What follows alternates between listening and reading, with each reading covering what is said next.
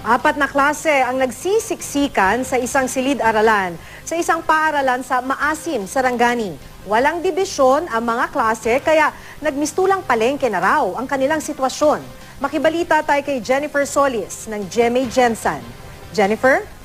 Yes, Maki. Unang araw ngayon ng pagtuturo ni Jocelyn Zarate sa Nomo Integrated School ng Maasim sa Sarangani.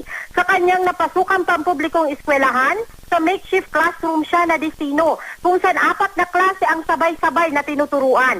Parang palengke nga raw dahil walang dibisyon sa mga klase. Wala pang blackboard ang bagong guro. Dahil sa ingay, napapalakas ang boses ng mga guro kaya sumasakit na raw ang lalamunan nila.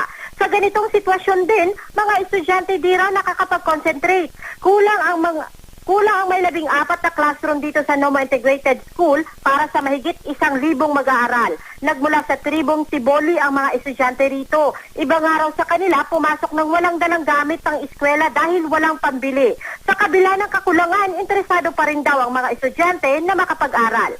Yan muna ang latest mula dito sa General Santos City. Jennifer Solis, Nagbabalita, Pilipinas.